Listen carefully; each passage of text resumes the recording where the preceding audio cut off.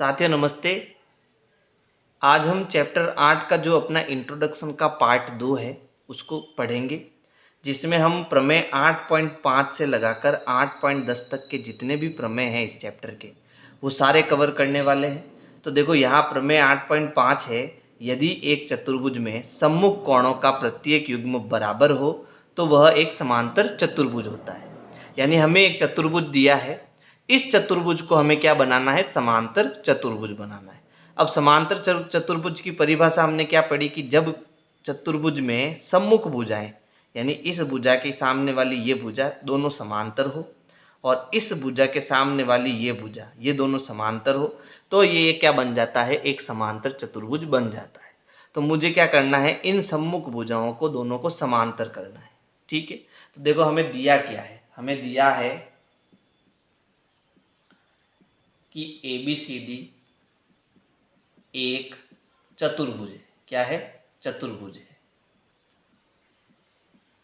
जिसमें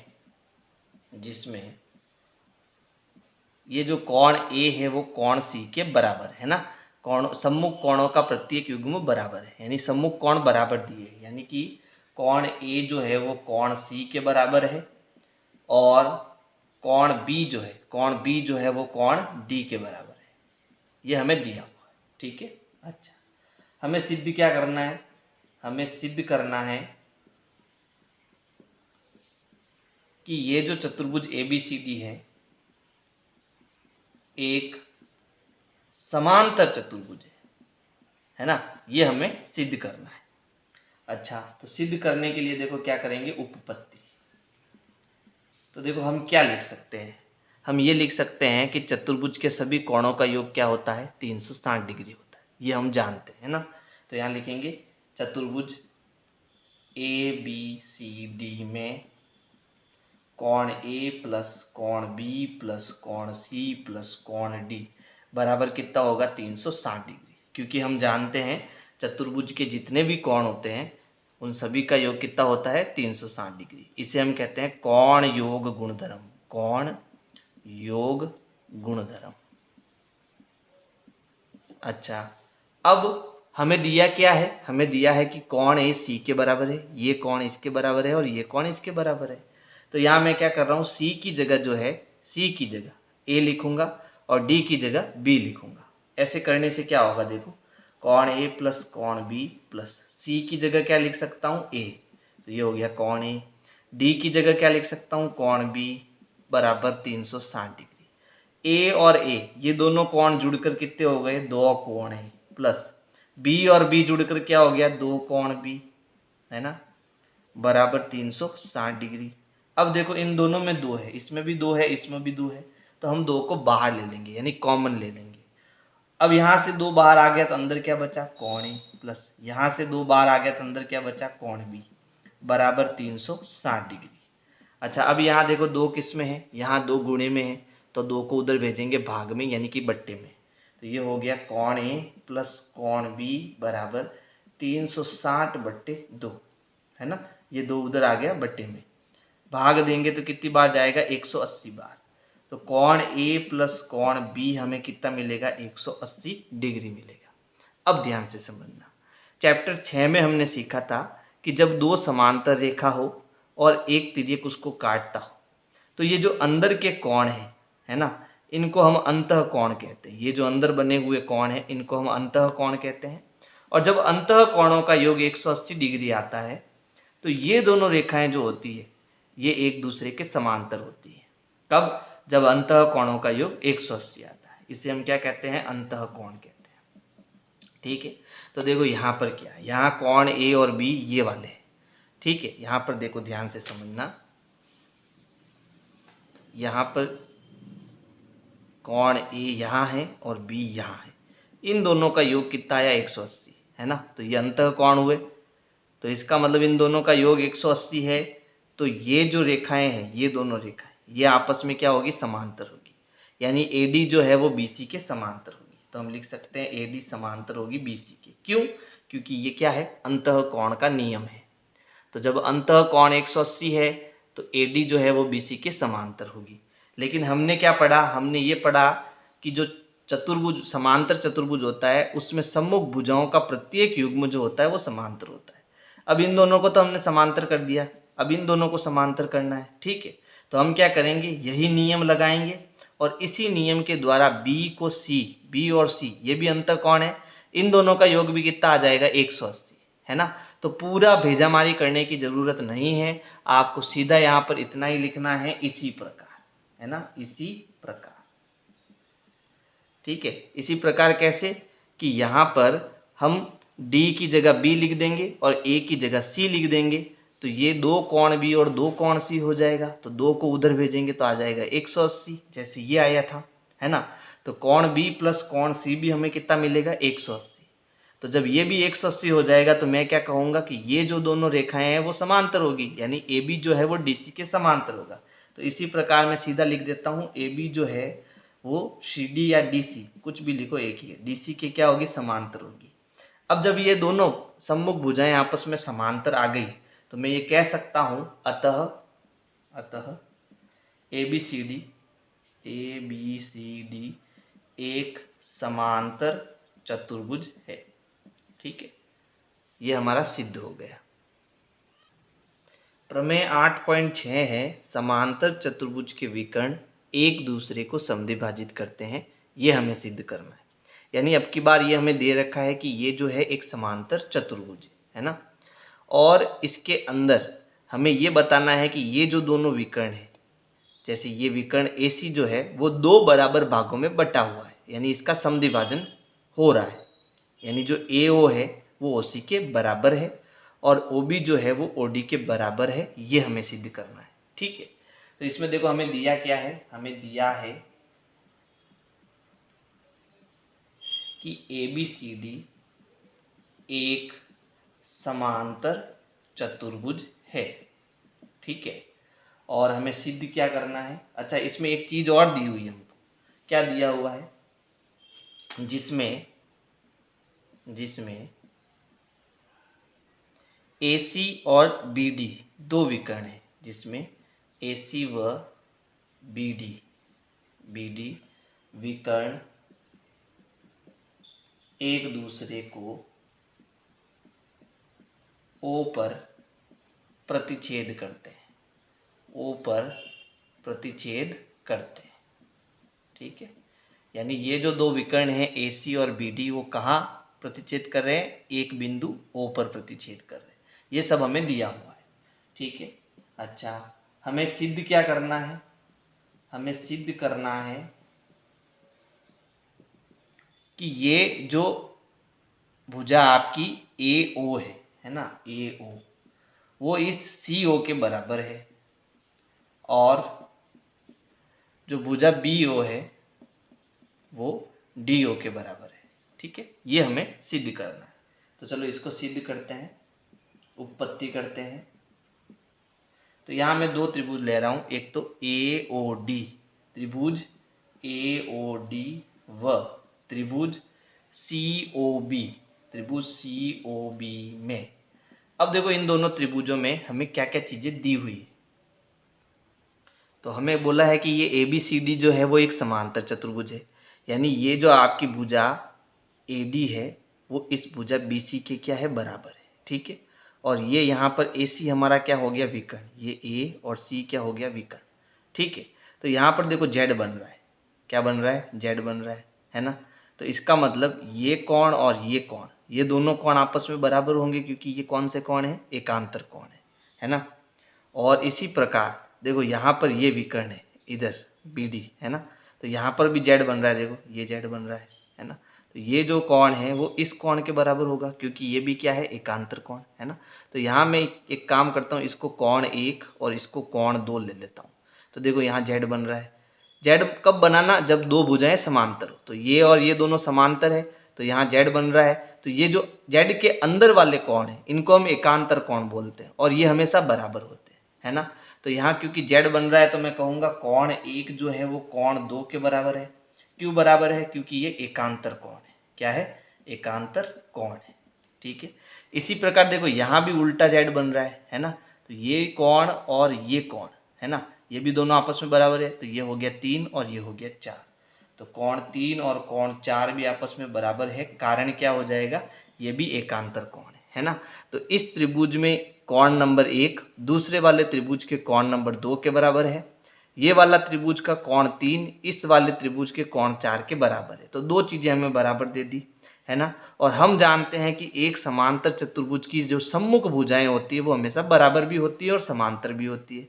तो ये जो भुजा AD है वो इस BC की क्या हो जाएगी, बराबर हो जाएगी। AD जो है वो BC के बराबर हो जाएगी। और ये हमें क्या है, दिया है। कैसे दिया कि भाई ABCD एक समांतर चतुर्भुज है, तो ये समांतर चतुर्भुज की सम्मुख भुजा हमेशा क्या होती है, बराबर होती है। तो अब देखो हम इन दोनों त्रिभुजों को सर्वांगसम कर सकते हैं, है ना। किस नियम से, तो देखो ये कोण कोण और इसके बीच की भुजा, यानी कि ASA दो कोण और उसके बीच की भुजा दूसरे वाले दो कोण और उसके बीच की भुजा के क्या है, बराबर है। इसलिए ASA नियम से मैं ये कह सकता हूं कि जो त्रिभुज AOD है वो सर्वांगसम है त्रिभुज COB। और जब दो त्रिभुज आपस में सर्वांगसम होते हैं तो हम कोई भी चीज क्या कर सकते हैं, बराबर कर सकते हैं, है ना। जो संगत भाग है वो बराबर कर सकते हैं। तो देखो इस त्रिभुज की जो मैं ये भुजा है AO वो दूसरे वाले त्रिभुज की भुजा CO के बराबर कर सकता हूँ, है ना। क्यों, क्योंकि दोनों को मैंने क्या कर दिया, सर्वांगसम कर दिया। तो यहाँ लिख सकते हैं कि जो ये भुजा आपकी AO है वो बराबर हो जाएगी OC के, है ना, CO के। किसके बराबर हो जाएगी, CO के बराबर हो जाएगी। चाहे चाहे OC लिखो चाहे CO लिखो, दोनों एक ही है ना, CO के बराबर हो जाएगी। क्यों बराबर हो जाएगी, CPCT से बराबर हो जाएगी। CPCT का मतलब मैंने इन दोनों को सर्वांगसम कर दिया, इसलिए इसके संगत भाग में बराबर कर सकता हूँ, है ना। तो इसी प्रकार जो ये वाला त्रिभुज है इसकी ये जो भुजा OD है वो इस BO के बराबर कर सकता हूँ, यानी मैं लिख सकता हूँ जो BO है वो DO के बराबर हो जाएगा। ये भी CPCT से बराबर होगा, है ना। हमें यही चीज क्या करनी थी, सिद्ध करनी थी।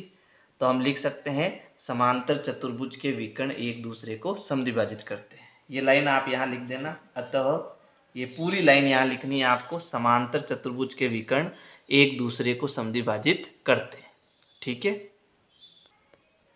प्रमेय 8.7 है, यदि एक चतुर्भुज के विकर्ण एक दूसरे को समद्विभाजित करें तो वह एक समांतर चतुर्भुज होता है। यानी ये 8.6 का उल्टा है ना। तो अब की बार हमें क्या दिया, हमें दिया है कि ये जो भुजा AO है ना, पहले तो ये ABCD एक चतुर्भुज है, ABCD एक चतुर्भुज है जिसमें हमें क्या दिया, हमें दिया कि ये जो भुजा AO है वो इस भुजा CO के बराबर है और भुजा BO जो है वो DO के बराबर है। यानी ये एक दूसरे को समद्विभाजित करते हैं, ये हमें दिया हुआ है, ठीक है। हमें सिद्ध क्या करना, हमें सिद्ध करना कि ABCD एक समांतर चतुर्भुज है ना, ये हमें सिद्ध करना है। तो देखो ये समांतर चतुर्भुज कब बनेगा, जब इनकी जो सम्मुख भुजाएं हैं इसका प्रत्येक युग्म हम समांतर करें, यानी ये भुजा इसके समांतर और ये भुजा इसके समांतर। अगर हम ऐसा करते हैं तो ये समांतर चतुर्भुज हो जाएगा। तो हम एक काम करते हैं, हम दो त्रिभुज ले रहे हैं, एक ये वाला और एक ये वाला। तो यहाँ हम सिद्ध करेंगे इसको, यानी उत्पत्ति करेंगे। तो मैं यहाँ दो त्रिभुज ले रहा हूँ, एक तो AOD त्रिभुज, AOD व त्रिभुज BOC में, सॉरी COB करो, है ना, COB में। अब इन दोनों त्रिभुजों को हमें सर्वांगसम करना है। तो यहाँ पर देखो हमें क्या दिया कि ये जो भुजा AO है वो इस OC के बराबर है ना।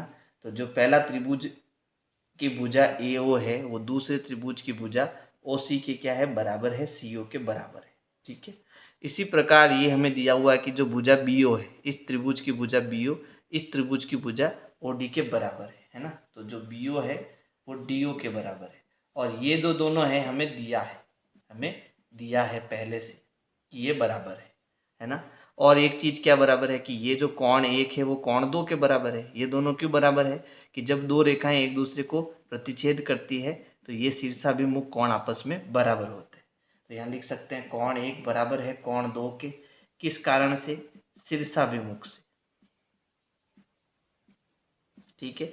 अब देखो इन दोनों त्रिभुज में ये आपकी भुजा हो गई, ये कोण हो गया और ये भुजा हो गई, यानी कि यहाँ दो भुजाओं के बीच में कोण, यानी SAS नियम से मैं ये कह सकता हूँ कि जो त्रिभुज आपका AOD है, त्रिभुज AOD है, वो सर्वांग सम है त्रिभुज COB के, है ना, यानी इस त्रिभुज के। अब जब ये दोनों त्रिभुज आपस में सर्वांग सम है तो मैं इनके संगत भाग ऑटोमेटिक क्या कर सकता हूँ, बराबर कर सकता हूँ, है ना। तो यहाँ पर मैं एक काम कर रहा हूँ कि यहाँ पर देखो Z बन रहा है ना, चाहे इधर से बनाओ चाहे इधर से बनाओ, ठीक है, यहाँ पर भी Z बन रहा है। तो इसको मैं कोण 3 और इसको मैं कोण 4 दे रहा हूँ, ठीक है। तो यहाँ देखो यहाँ Z बन रहा है, इस प्रकार से बन रहा है ना। तो क्योंकि यहाँ Z बन रहा है तो ये एकांतर कोण आपस में क्या आएंगे, बराबर आएंगे, है ना। 3 और 4 में बराबर करूंगा, क्यों बराबर करूंगा, CP/CT से, है ना। यहाँ लिख सकता हूँ कोण 3 बराबर है कोण 4 के, क्योंकि CP/CT है, यानी जब दो त्रिभुज सर्वांगसम होते हैं तो इनके संगत भाग हम बराबर कर सकते हैं। तो जब ये बराबर है और ये दोनों क्या है, ये दोनों एकांतर भी है, क्या है, एकांतर कोण भी है। तो जब एकांतर कोण बराबर होते हैं तो ये दोनों भुजाएं आपस में क्या होती है, समांतर होती है। तो यहाँ लिखूंगा कि AD जो है वो समांतर होगी, AD जो है वो समांतर होगी BC की, है ना। लेकिन हमारी परिभाषा क्या है कि सम्मुख भुजाओं का प्रत्येक युग्म समांतर होना चाहिए। इन दोनों को तो समांतर कर लिया, अब इन दोनों को करना है तो मैं ये दोनों त्रिभुज लूंगा, है ना।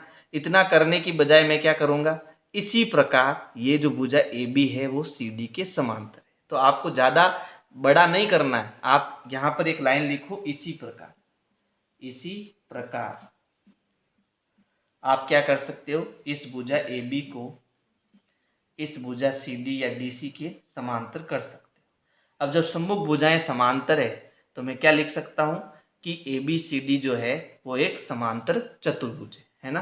तो यहाँ लिखेंगे सम्मुख भुजाओं का प्रत्येक युग्म समांतर है, सम्मुख भुजाओं का प्रत्येक युग्म समांतर है, अतः ABCD एक समांतर चतुर्भुज है।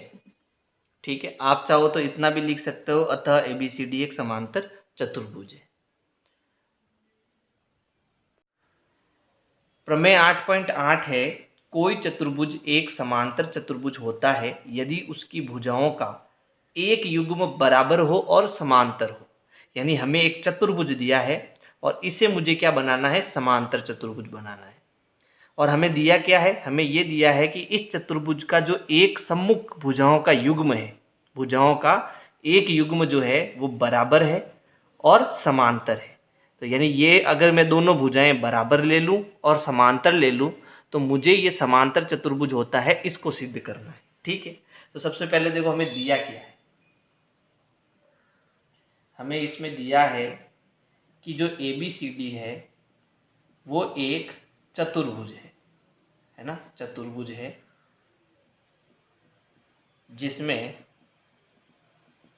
जिसमें ये जो भुजा AB है वो मैं CD के बराबर ले रहा हूं और ये जो भुजा AB है वो समांतर है इसकी सम्मुख भुजा CD की। ठीक है, ये हमें दे रखा है। अच्छा, हमें सिद्ध क्या करना है, हमें सिद्ध करना है कि ये जो ABCD है वो एक समांतर चतुर्भुज है, ABCD एक समांतर चतुर्भुज है, ये हमें सिद्ध करना है। ठीक है, तो इसके लिए हम क्या करेंगे, एक रचना करेंगे। रचना में क्या करेंगे, A को C से मिलाएंगे। ठीक है, यानी AC विकर्ण खींचा, ये हम इसके अंदर एक रचना करेंगे। अब इसको सिद्ध करते हैं, यानी कि उत्पत्ति करते हैं।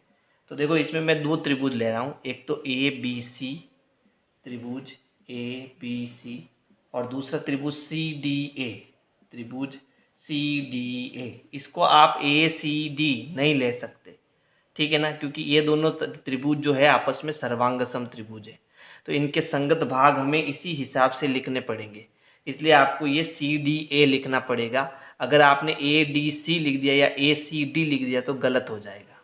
समझ गए? तो चलो इन दोनों त्रिभुजों में क्या क्या चीज़ें हैं जो बराबर है। तो देखो यहाँ पर सबसे पहले अगर मान लो ये कोण हमारा 1 है और ये कोण 2 है, तो कोण 1 और 2 बराबर होगा। क्यों बराबर होगा? क्योंकि हम जानते हैं कि जब दो भुजाओं को एक तिर्यक काटता है और जेड के अंदर बनने वाले कोण, यानी एक कोण ये और दूसरा कोण ये अगर बराबर है तो भुजाएं समांतर होती है, और अगर भुजाएं समांतर है तो ये कोण आपस में क्या होते हैं? बराबर होते हैं। तो मैं कह सकता हूं कि कोण 1 जो है वो कोण 2 के बराबर होगा। क्यों बराबर होगा? क्योंकि ये एकांतर कोण है और AB जो है हमें CD के समांतर दिया हुआ है ना। तो ये दो कोण बराबर हो गए। अब देखो यहाँ हमें क्या दिया हुआ था कि ये जो भुजा AB है, इस त्रिभुज की भुजा AB दूसरे वाले त्रिभुज की भुजा CD के बराबर है, यानी जो भुजा AB है वो CD के क्या है? बराबर है। ये हमें पहले से दे रखा है, ठीक है। और ये जो विकर्ण है देखो AC, ये दोनों में कॉमन है ना। तो मैं AC बराबर AC कर सकता हूँ, क्योंकि इस त्रिभुज की AC जो है वो दूसरे वाले त्रिभुज की AC के बराबर होगी हमेशा, है ना। और क्यों बराबर होगी? क्योंकि ये उभयनिष्ठ है। तो यहाँ देखो ये भुजा हो गई, ये कोण हो गया और ये भुजा हो गई, यानी SAS नियम से ये जो दोनों त्रिभुज है आपस में क्या हो जाएंगे? सर्वांगसम हो जाएंगे। तो हम यहाँ लिखेंगे SAS नियम से हम ये कह सकते हैं कि त्रिभुज ABC जो है वो त्रिभुज CDA के क्या है? सर्वांगसम है। अब जब ये दोनों त्रिभुज आपस में सर्वांगसम है तो इसके जितने भी संगत भाग है वो मैं आपस में क्या कर सकता हूँ? बराबर कर सकता हूँ, ठीक है। तो मुझे क्योंकि इसको समांतर चतुर्भुज सिद्ध करना है, तो देखो सम्मुख भुजाओं का एक युग्म तो हमारे पास पहले से बराबर दे रखा है ना।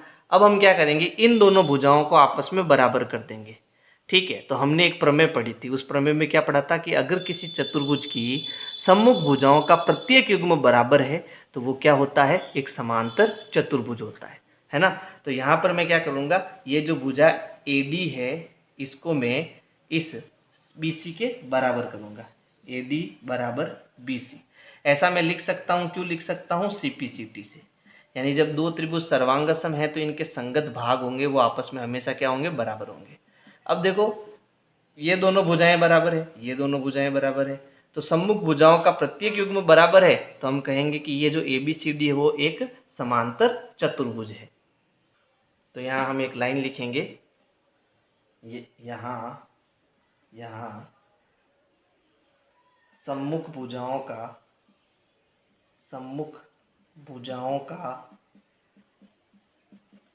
प्रत्येक युग्म बराबर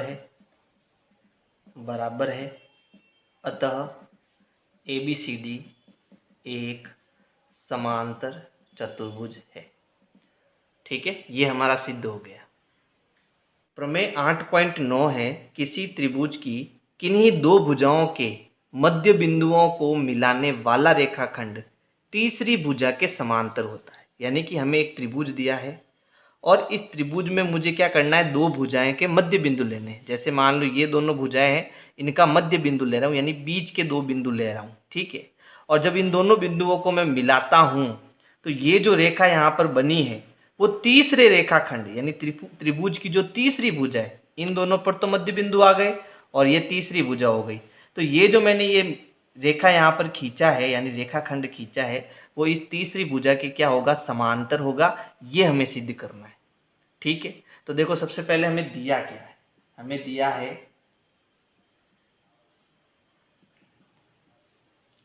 ABC एक त्रिभुज है, ABC एक त्रिभुज है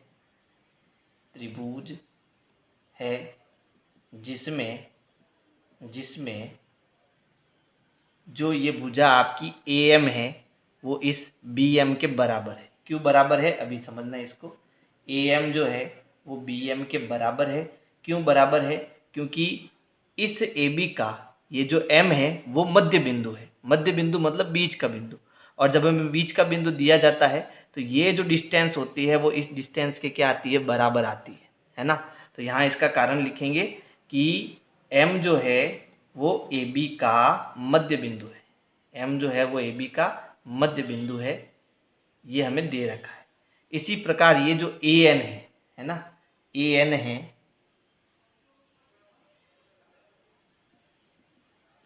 वो बराबर है CN के या NC के, है ना, CN के बराबर है।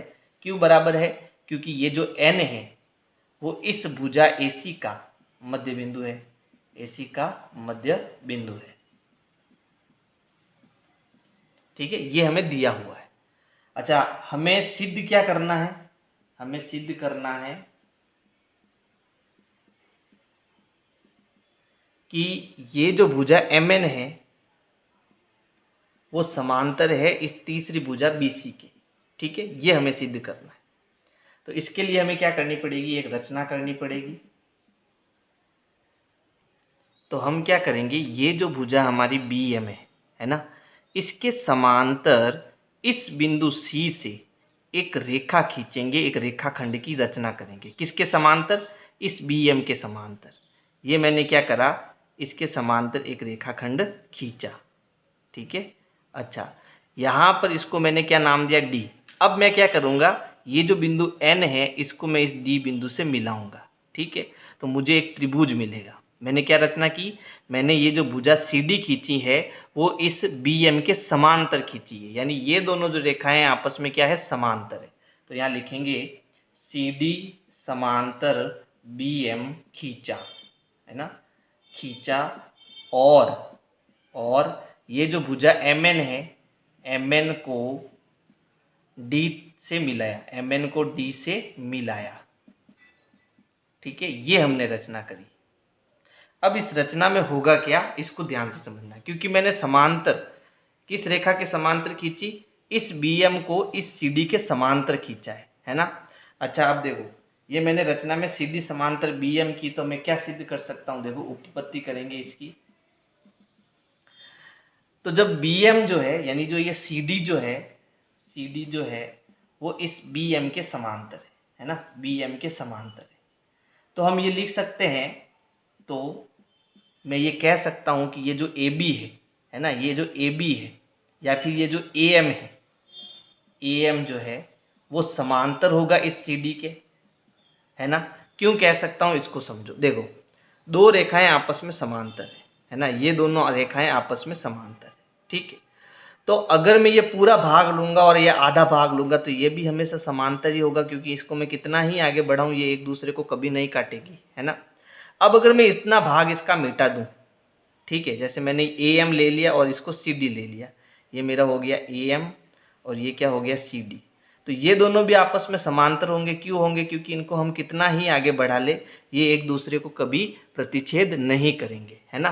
तो अगर CD इस BM के समांतर है तो ये जो CD है वो इस AM के भी क्या होगी? समांतर होगी, है ना। इसे मैं समीकरण 1 नाम दे देता हूँ। अच्छा, अब ध्यान से समझना। अब मैं यहाँ दो त्रिभुज ले रहा हूँ, एक ये वाला, दूसरा ये वाला। तो एक त्रिभुज तो हो जाएगा AMN, त्रिभुज AMN, व दूसरा त्रिभुज क्या हो जाएगा? CND, त्रिभुज CND में। अब इन दोनों त्रिभुजों में देखो, मैंने देखो इस भुजा के समांतर ये भुजा ली है ना, तो यहाँ देखो एक जेड बन रहा है, इस प्रकार से बन रहा है। तो जेड के अंदर बनने वाले हमेशा कोण क्या होते हैं? बराबर होते हैं। यानी कि ये जो कोण नंबर 1 है ना, वो इस कोण नंबर 2 के क्या होगा? बराबर होगा। समझ गए ना? ये कोण बराबर क्यों होंगे? क्योंकि ये एकांतर कोण है। क्यों? क्योंकि ये जो भुजा है इसके समांतर है। अभी हमने क्या कहा? AM जो है वो CD के समांतर है। जब ये दोनों भुजाएं समांतर है तो ये यहाँ पर क्या बनाएंगे? एकांतर कोण। जेड के अंदर वाले कोणों को एकांतर कोण कहते हैं और ये हमेशा क्या होंगे? बराबर। तो हम यहाँ लिख सकते हैं कोण 1 जो है वो कोण 2 के बराबर होगा। क्यों? क्योंकि समीकरण 1 से हम जानते हैं कि जब AM समांतर CD है तो ये क्या बनाएंगे? एकांतर कोण। समीकरण 1 से एकांतर कोण बनेंगे, है ना, एकांतर कोण। या फिर आप सीधा एकांतर कोण लिखोगे तो भी चलेगा, कोई दिक्कत नहीं है ना। चलो इसको थोड़ा सा शॉर्ट कर देते हैं, इसको लिख दो आप एकांतर कोण, एकांतर कोण। ठीक, तो ये कोण 1 और 2 बराबर हो गया। उसके बाद देखो ये कोण 3 जो है वो 4 के भी बराबर होगा। क्यों? क्योंकि जब दो रेखाएं आपस में प्रतिच्छेद करती है तो शीर्षाभिमुख कोण आपस में बराबर होते हैं, है ना। तो यहाँ लिखेंगे कोण 3 बराबर होगा 4 के, क्योंकि ये क्या है? शीर्षाभिमुख कोण है। ठीक है, शीर्षाभिमुख कोण है ना। और इस त्रिभुज, इन दोनों त्रिभुजों में और क्या बराबर है, तो देखो ये जो भुजा AN है वो इस NC के क्या होगी, बराबर होगी। ये हमको दिया हुआ है, AN जो है वो CN की क्या है, बराबर है। AN जो है वो CN के बराबर है, ये हमें दिया हुआ है ना, दिया है, पहले से दिया हुआ है। तो इस त्रिभुज में देखो ये हो गया कोण, ये भी हो गया कोण, और ये हो गई इसकी बीच की भुजा, है ना। तो ASA नियम से ये दोनों त्रिभुज क्या हो गए, सर्वांगसम। तो हम लिखेंगे ASA नियम से मैं ये कह सकता हूँ कि त्रिभुज AMN सर्वांगसम है त्रिभुज CND के, है ना, CND के। अब जब ये दोनों त्रिभुज सर्वांगसम हैं तो इसके जितने भी संगत भाग हैं हम उसको क्या कर सकते हैं, बराबर कर सकते हैं।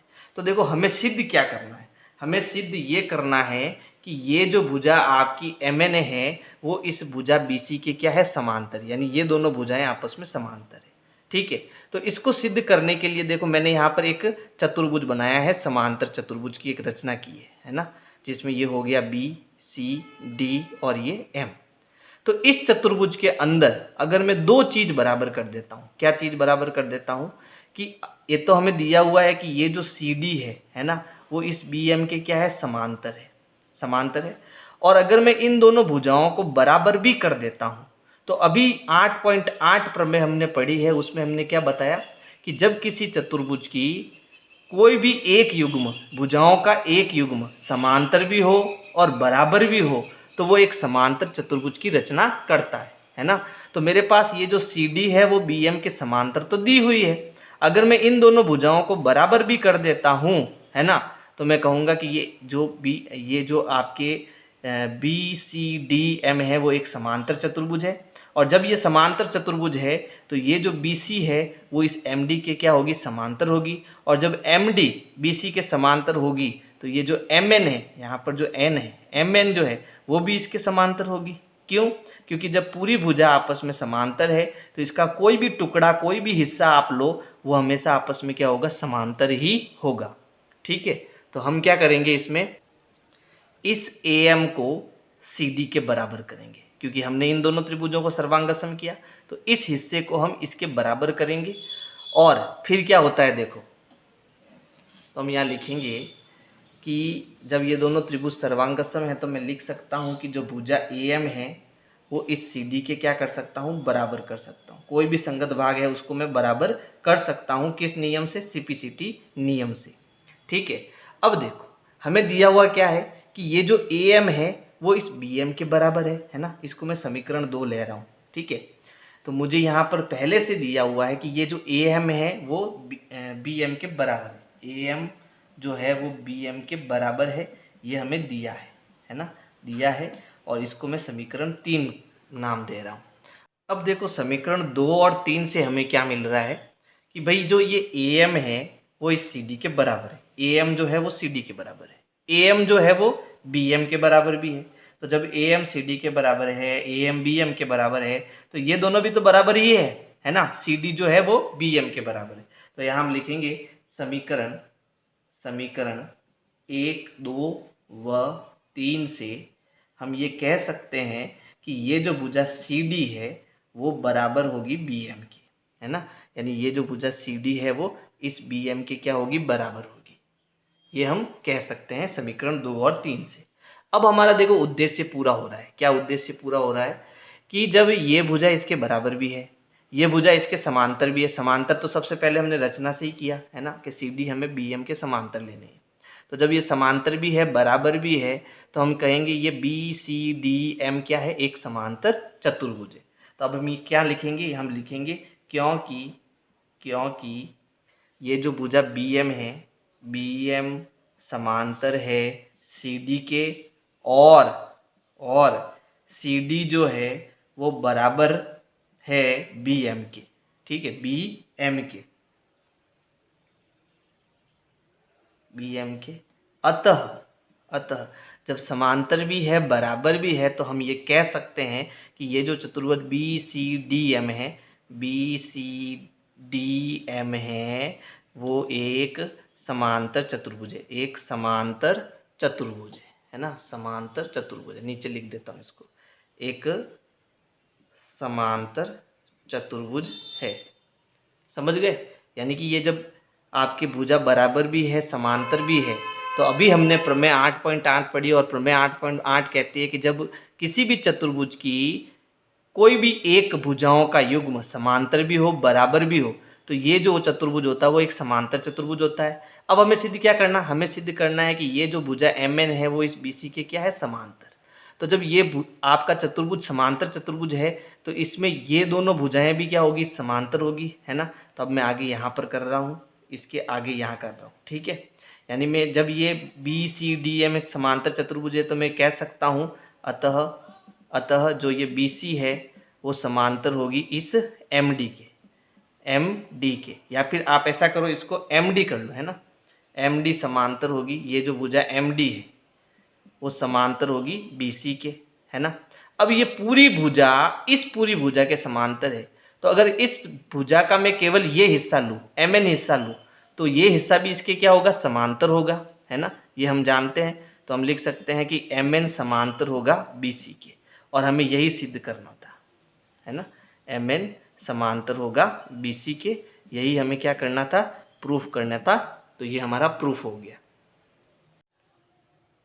प्रमेय 8.10 है, किसी त्रिभुज की एक भुजा के मध्य बिंदु से दूसरी भुजा के समांतर खींची गई रेखा तीसरी भुजा को समद्विभाजित करती है, ये हमें सिद्ध करना है। यानी अब की बार हमें क्या दिया, एक त्रिभुज है और इस त्रिभुज की जो एक भुजा है उसका मध्य बिंदु दिया हुआ है, ठीक है। और इस मध्य बिंदु से हमें एक ऐसी रेखाखंड खींचनी है जो इसके समांतर हो। तो ये चीज़ भी हमें दी हुई है, यानी एक तो मध्य बिंदु दिया हुआ है और ये दोनों भुजाएं हमें समांतर भी दी हुई है। लेकिन ये जो रेखाखंड इस तीसरी भुजा को यहाँ पर इस बिंदु पर जो काट रहा है, तो ये इस तीसरी भुजा का क्या कर रहा है, समद्विभाजन कर रहा है, यानी इस भुजा को दो बराबर भागों में बांट रहा है। ये हमें सिद्ध करना है, ठीक है। तो देखो हमें दिया क्या है, हमें दो चीज़ें दी है। दिया है कि सबसे पहले ये ABC एक त्रिभुज है, ABC एक त्रिभुज है जिसमें हमें दो चीज़ें दी हुई है। एक तो क्या चीज़ दी कि ये जो MN है वो इस BC के समांतर है, और दूसरी चीज़ ये M जो है इस AB का मध्य बिंदु है। तो जब ये M इसका मध्य बिंदु है, इसका मतलब ये दोनों हिस्से आपस में क्या है, बराबर है ना। यानी हमें क्या दिया कि जो AM है, जो ये AM है वो इस BM के क्या है, बराबर है। क्यों बराबर है, क्योंकि ये जो M है वो इस भुजा AB का मध्य बिंदु है, AB का मध्य बिंदु, ठीक है। अच्छा, और हमें क्या दिया, और हमें दिया कि ये जो भुजा MN है वो समांतर है BC के, समांतर है BC के। ये दो चीज़ हमें दी हुई है। अच्छा, हमें सिद्ध क्या करना है, हमें सिद्ध करना है कि ये जो हिस्सा AN है वो इस हिस्से के बराबर है, यानी CN के बराबर है या NC के बराबर है। ये हमें सिद्ध करना है। यानी ये जो बिंदु N है वो इस भुजा AC का समद्विभाजन करता है, ठीक है। ये हमें सिद्ध करना है, ठीक। अब देखो हम करेंगे रचना। तो रचना में हमें क्या करना है, जो काम हमने प्रमेय 8.9 में किया था वही काम करना है। यानी यहाँ से मैं एक CD की ऐसी रचना करूँगा, ठीक है, कि ये दोनों क्या हो, आपस में समांतर हो। फिर इस BMN को इस बिंदु D से मिलाऊंगा, है ना। इसके क्या करूँगा, मिलाऊंगा, D तक मिलाऊंगा। तो हमने क्या रचना की कि ये जो आपने CD खींची है, ये CD वो इस BM के क्या है, समांतर है, और ये जो भुजा MN है इसको D से मिलाया, D से मिलाया, ठीक है। अब इसको हम सिद्ध करेंगे, यानी कि उपपत्ति करेंगे। तो देखो यहाँ पर हमें क्या करना है, सबसे पहले जो चीज़ें दी हुई है ना, उससे इस BCDM को समांतर चतुर्भुज बनाना है। तो देखो हमें एक चीज़ दी हुई है कि जो ये एम एन है वो बी सी के समांतर है, एम एन जो है वो बी सी के समांतर है, ये हमें दिया हुआ है ना। एम एन जो है वो बी सी के समांतर है, ये हमें पहले से दिया है, ठीक है।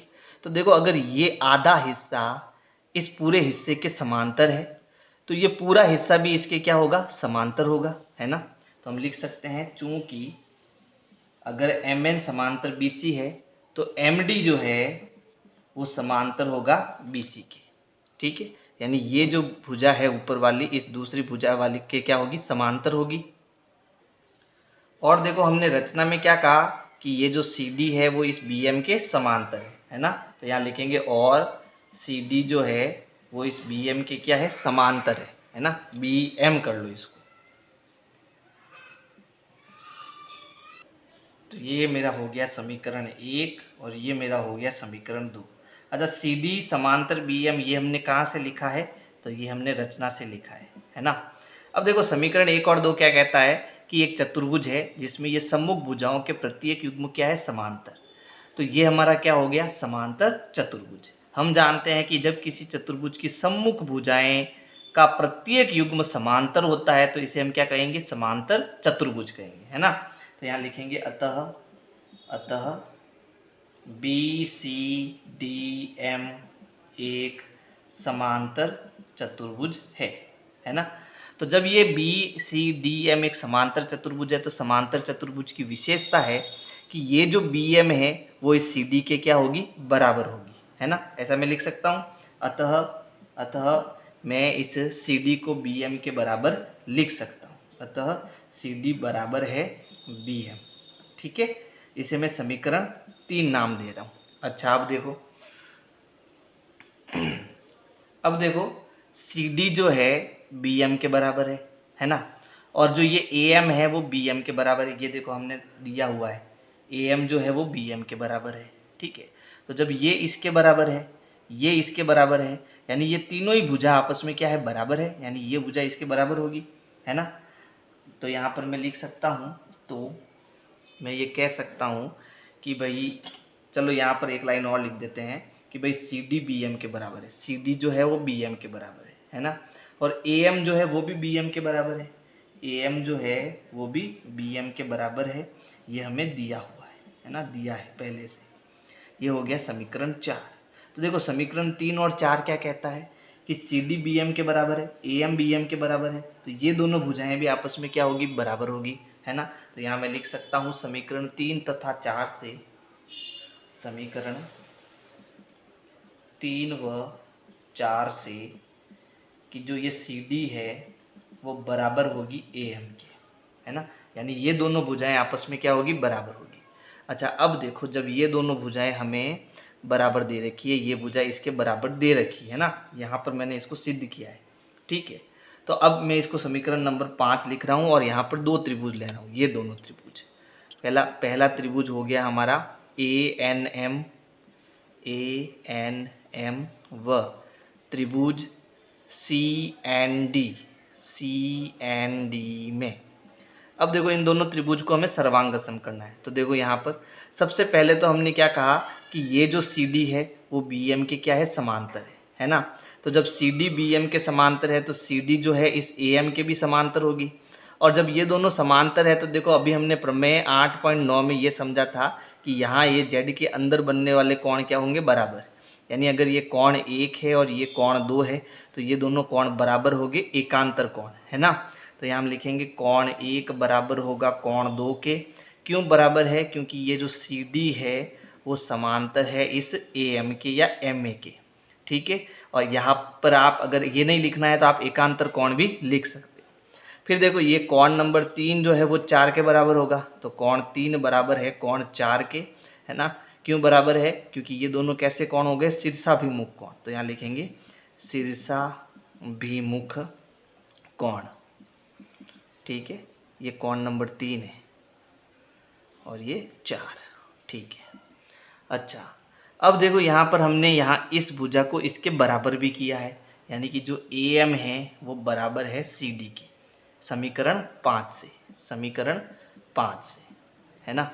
तो जब हमारे पास दो कोण और एक भुजा बराबर है, ठीक है, दूसरे त्रिभुज के, तो ये दोनों त्रिभुज क्या होंगे, सर्वांगसम त्रिभुज होंगे। यहाँ पर देखो कौन सा नियम लगा, डबल ए एस का नियम लगा है ना, ए एस नियम से मैं ये कह सकता हूँ कि त्रिभुज ए एन एम सर्वांगसम है त्रिभुज सी एन डी के, और जब ये दोनों त्रिभुज आपस में सर्वांगसम हैं तो इसके मैं संगत भाग आपस में क्या कर सकता हूँ, बराबर कर सकता हूँ। तो मैं क्या करूँगा, इस त्रिभुज की जो भुजा ए एन है, अतः ए एन जो है वो बराबर होगी सी एन के या एन सी के, है ना, सी एन के बराबर होगी। यही हमें सिद्ध करना था, और ये मैं बराबर कैसे कर सकता हूँ, सी पी सी टी से कर सकता हूँ। यानी कि जब दो त्रिभुज सर्वांगसम हैं तो इनके संगत भाग हमेशा बराबर होते हैं। तो ए एन बराबर मैंने सी एन कर दिया। इसका मतलब क्या, इसका मतलब ये कि इस तीसरी भुजा का क्या हुआ, समद्विभाजन हुआ, ठीक है। यानी जो बिंदु N है वो इस भुजा AC का समद्विभाजक है, ठीक है। यहाँ लिख सकते हो बिंदु N AC का समद्विभाजक है, समद्विभाजक है, ठीक है। चलो, तो अगर मेरी वीडियो आपको पसंद आई है तो लाइक करो, सब्सक्राइब करो, शेयर करो, कमेंट करो। Thank you. विनय क्लासेज की प्लेलिस्ट के लिए आपको YouTube के सर्च में जाना है, ऊपर लिखना है विनय क्लासेज और सर्च करना है। इसमें आपको मेरा चैनल दिखाई देगा, चैनल में आपको जाना है। इसके बाद में यहाँ पर देखो होम वीडियोज़ और प्लेलिस्ट का ऑप्शन है, तो इस प्रकार से आप मेरी प्लेलिस्ट पा सकते हैं।